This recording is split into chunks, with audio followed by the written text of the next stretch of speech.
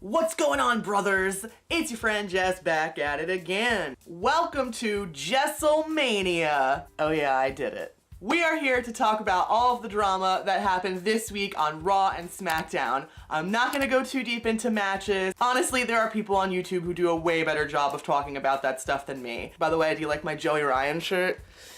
Ooh yeah, one of my favorite indie wrestlers. We're gonna focus mostly on the drama, storyline, and a little bit of in real life stuff too. Like somebody getting arrested. Definitely more drama this week on Raw, so let's get started with that. The big drama in Raw this week was Braun Strowman literally destroying everything. If you all saw last week, he kind of pulled down that giant structure, which apparently wasn't connected to anything and had nothing to do with anything other than giving him a really amazing looking spot where he crushes Kane and Brock Lesnar. But this week starts with him coming out, Kurt Angle coming out and letting him know that he is fired. What? You can't fire Braun Strowman. He's just getting over. Are you kidding me? Maybe this will just get him more over. That's how it works in WWE. So since we're talking about the drama, I'm gonna be spilling the WWT. For those of you who don't know what spilling the tea means, it's talking about drama. It's a thing, look it up. So Kurt Angle comes down the ramp, surrounded by indie wrestlers. I mean security guards. We all knew that was not gonna be the end of it. There's no way they would get rid of somebody like him right now. So I waited with bated breath for Stephanie McMahon to come out and screech like the harpy she is for Kurt to unfire or rehire. At this point, I don't really know what kind of HR paperwork had been filed to rehire Braun Strowman. We just all knew before the episode of Raw was over that that was gonna happen. Next, I'm gonna talk about Titus Worldwide versus the Bar. The Bar. Sheamus and Cesaro are so over right now. Cesaro's always been one of my favorite wrestlers. Sheamus, I don't know, it just depended on my mood, I guess. But them together as the Bar, the comedy is great, the way that they work together is really great, and it's cool to kind of see them getting more and more over as time is going on. Thank you. Titus Worldwide, starting to get over. You've got Titus O'Neil and Apollo Creed with Dana Brooke, the statistician. Let's talk about her, shall we? So Dana Brooke, girl, you can't wrestle. But, and she's got a nice one, she's a pretty decent actress for WWE. There are a lot of women in the roster right now who just cannot talk to save their lives. And I really feel like her being the statistician for Titus Worldwide has kind of helped pushing them along. She comes out in these little skimpy suits. We all want to see that. She's got her little notebook, her injected lips. We all want to see that. And glasses just make everybody literally 10 times more attractive. So go Dana Brooke. If this is what she needs to do to get that push in her career with WWE and keep moving forward, then girl, go for it. I like her standing ringside, taking notes about the entire match. I think that kind of has a lot to say about the technical side of wrestling. She's taking notes on the moves that are working, the moves that aren't, and it's really helping Titus Worldwide get over. And it's a combination of, honestly, Titus O'Neil and Dana Brooke. I think that Apollo Crews is the one who's not exactly pushing the group forward, but that's my humble opinion. So during the match of Sheamus and Cesaro and Titus Worldwide, Jason Jordan's music comes out. He comes out and distracts, giving Titus Worldwide another win. Seth Rollins comes out at his side. I just want Dean Ambrose to come back. Dean, where are you? Dean Ambrose. I don't want to see Jason Jordan anymore. This whole storyline that Jason Jordan is Kurt Angle's son, I can't wait till Maury comes out and gives a paternity test and proves that that ish ain't real, because girl's over it. Ooh, I'm over it, I'm over it. Cutting back to Braun Strowman destroying everything. He goes into Kurt Angle's office and tears everything apart. Destroys the, probably fake, TV, destroys the plant, throws the furniture around. He's going crazy. Somebody needs some anger management classes. One of my favorite spots of the entire night was Braun destroying the whole catering scene. First of all, poor Kurt Hawkins, he can't even win a match backstage. He gets thrown into the food, everything gets destroyed, tables get smashed, all the food gets destroyed, and then Braun decides to top it off by eating a piece of cake. Chocolate cake. Smooth move, Braun. Smooth move. Did you guys see that Braun snowman sign? Top notch. I love some good signs. Love. Poor Kurt Hawkins, he can't even win against his dinner. Braun Strowman destroyed your dinner. Now we cut to Enzo, who is one of my favorite promos. I know he's annoying, I know he's ridiculous, but I'm a Jersey girl, so I have like some kind of deep connection with him and his cheetah print, okay? He's a certified G and a bona fide stud. So Enzo comes out with Tony abs, Tony knees, but oh my God, girl. How many abs can one person have? He has an extraordinary amount of, there's like 8. I've only ever seen like 6 on somebody, but he has 8 to 10. His abs go from his happy trail kind of up to his neck. It's insanity. Is anybody else super pumped to see Goldust working with 205 Live? Goldust is one of my favorite wrestlers of all time, period, end of story, yes. So he comes out with Cedric Alexander, and you think it's gonna be this weird kind of Goldust thing, but then he just ends up ripping on Enzo and calling him S-A-W-F-T, soft. And that was fun to watch. You know, Enzo hobbled out with his little broken ankle. Is Enzo ever not injured? Come on, man. You gotta be more careful in the ring. You gotta do whatever John Cena's doing, because John Cena is a beast and he'll like break his neck and be back to work literally 2 weeks later. That's all I'm saying. Know what I'm saying? Right? Right. Cut back to Braun Apocalypse. He is now in the TV trailer, which was really nice to see. We never really get to see kind of those behind the scenes sort of moments or any production moments. That's something that I remember a lot in the Attitude Era that I just don't see as much anymore. That I just really don't see at all anymore. So he goes in the back, he starts telling everybody to get out, get out. He's gonna shut everything down. He's gonna stop Raw, stop the insanity. At this time, Kurt Angle decides to call the Popo. And in one of the most ridiculous spots of the past year, including 2017, okay? I know we're in 2018, but this is what I'm saying. Braun Strowman drives the tractor, what is it? What is it called? The rig? I don't know. He drives the truck part of the trailer forward slightly, and then tips it over with about 100 camera angles. It was just so obvious that it was planned. It was probably pre-filmed. I really don't know the situation, but it took a lot of the magic away from me. You guys, don't destroy the illusion. Look, I'm a total mark, okay? I am there for wrestling. I am there for the storyline. I will buy whatever you sell to me. Do we know that wrestling is choreographed? Yes. But it's still real to me. Don't make it more fake than it has to be. That, it could have looked way better, and it would have looked way more realistic if they just had the one camera angle of that. Obviously, they didn't want to show us the camera angle of other people on the other side of the trailer pulling it over, because we all know there's no way in the world of World Wrestling Entertainment that any one person, except maybe Mark Henry, could tip over an entire trailer. What? An entire truck. Somebody let me know down in the comments, what is that part of a truck called? I'm sorry that I don't know. Kinda don't care. Throughout all this, I'm still thinking, where is Stephanie McMahon? Is she on vacation? Most likely. But I have not seen her since she announced the Women's Royal Rumble, which I'm looking super forward to. Where is she? Why is she not there when tens of thousands of dollars worth of stuff is being destroyed? Again, it just kind of takes me a little bit out of the storyline that Kurt Angle would be there with all of these security guards trying to handle the situation on his own. No Stephanie McMahon, no Mr. McMahon. I mean, nobody shows up to stop the madness. Another one of my favorite spots of the night, because who doesn't love to see Michael Cole get a little action in, am I right? We all kind of want to punch Michael Cole sometimes. Sorry, Michael. Braun comes back out. He goes up to the announce table. Booker T literally pushes Michael Cole in harm's way. We all wanted him to do that. And in one of the softest, most delicate landings ever, Braun Strowman picks up Michael Cole and throws him into the indie wrestlers.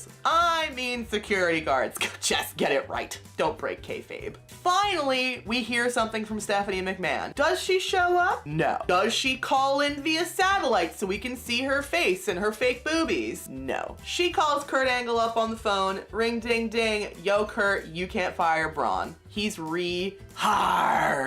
Like we didn't know that was gonna happen. Then we have a match with Nia Jax versus Asuka. I'm not gonna get into the match. It was a decent match. We've seen them wrestle before. In walks Sonny Boy Jason Jordan into Daddy-O's now destroyed by Braun Strowman office to ask him, oh please Daddy, could you give my friend and partner Seth Rollins a match against Finn Balor? What you trying to do to Seth Rollins? What are you trying to do, Jason Jordan? Maybe he didn't feel like like wrestling this week. Maybe he wanted to kick back, sip on some Red Bull, drink some water, eat some protein shakes, do some powerlifting, anything other than a fight this week. Why didn't you take the fight? Prove your worth to your dad.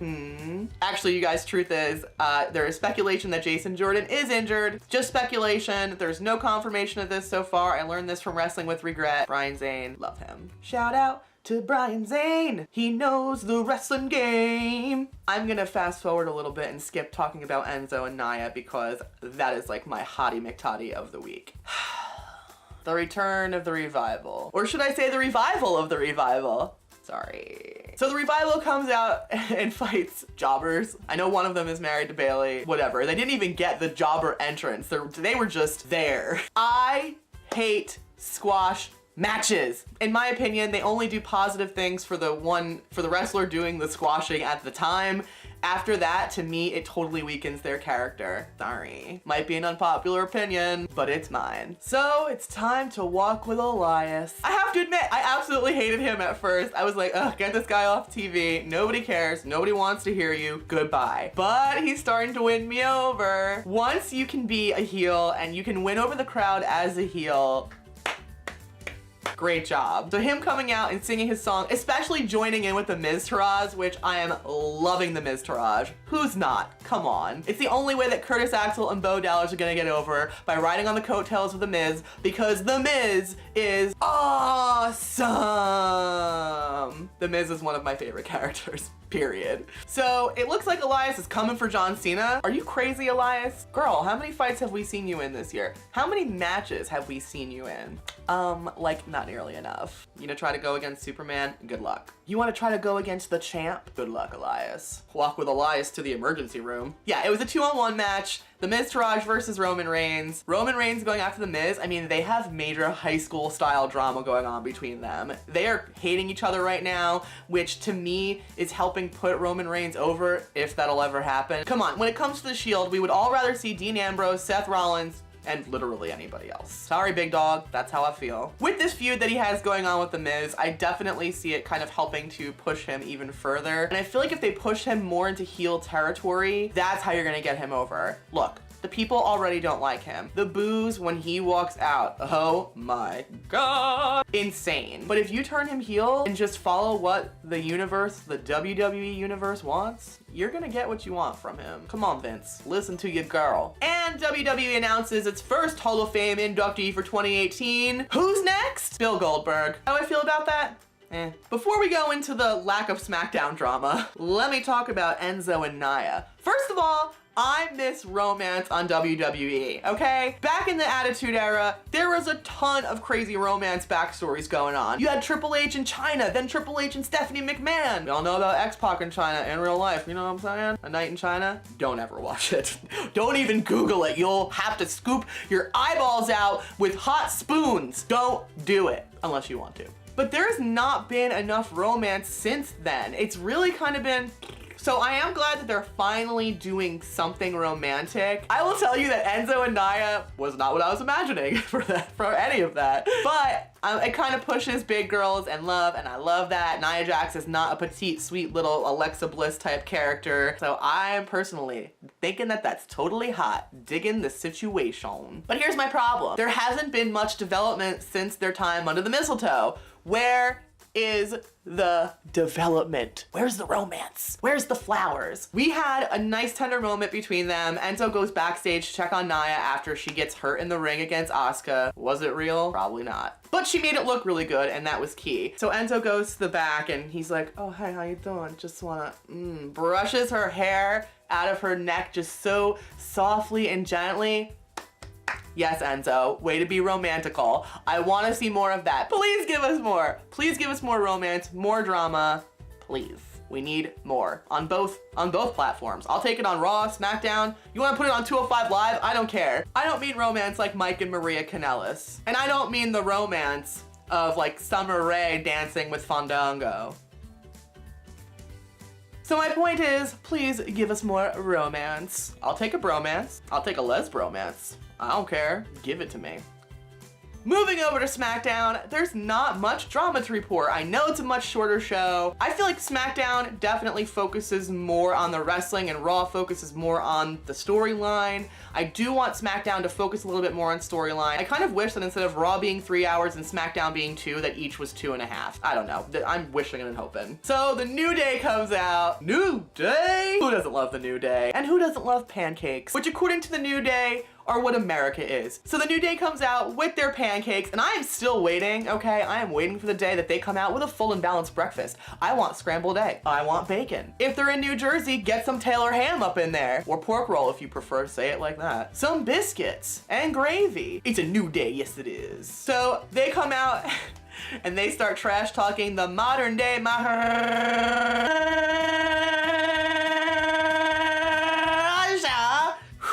or as I called him on Twitter, the modern day Maharaja. Am I right? Speaking of balanced breakfast, I think that Jinder Mahal is juicing. Just speculating, people, but let's just take a look at the physique and the backany and the somebody needs to test him for PEDs. But the biggest travesty about Jinder Mahal is that he hates Home Alone. How dare you? Home Alone is one of the most quintessential American-made Christmas movies out there.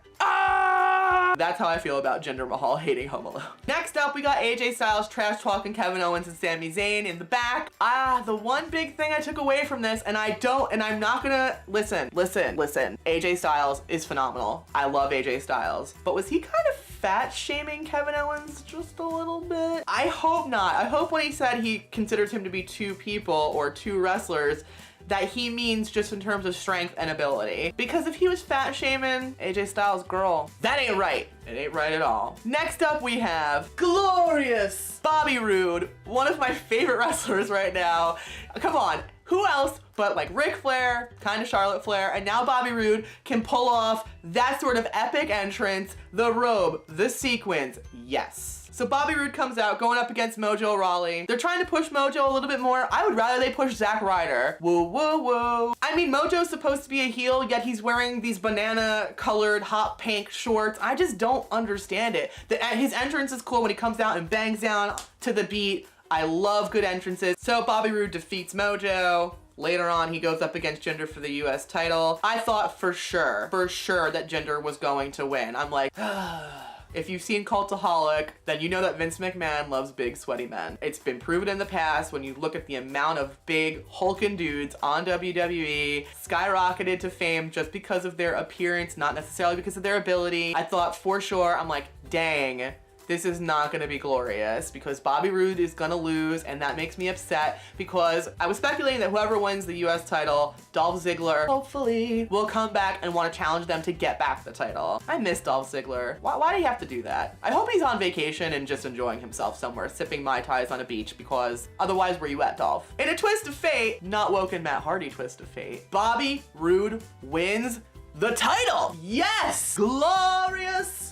I won't give in till I'm victorious. So happy about that. I literally clapped for 60 seconds. My husband was sleeping, I didn't care. I celebrated with Bobby Roode because he is glorious and he deserved that title. I don't care who comes for him for that title, okay? If it's Dolph Ziggler, amazing. Anybody else, I don't care. I want to see them fight against Bobby Roode. Bobby Roode deserves this title. Bobby Roode, let's take a minute to talk about the Usos. So the Usos had a cool little spot in the back, which I was shocked to see because here's some real tea. Jey Uso got arrested for a DWI. What? I know. It's always tough to see that. It's like, come on, Jay. You can afford an Uber, okay? If you're drunk or whatever, get an Uber or a Lyft, or a taxi. Call a friend, call your brother, call your Us, have him pick you up. I hate people who drink and drive, do drugs and drive. How stupid can you be? Seriously. Call a friend, call Uber. You can afford it, bro. You can afford it, Us. Or else you're gonna be in the Uso penitentiary. That day one-ish. The women's match really had nothing for me going on. That's what I have for drama this week in WWE, you guys. I hope you enjoyed me spilling the WWT. I hope you enjoyed the first episode of Jesslemania. I hope I get to do this every week. Let me know in the comments below. Did you like this? What thoughts do you have on Raw and SmackDown this week? What other kind of things do you think I should be reporting on for that? And I love you all. I will see you beautiful people next time. Goodbye, brother.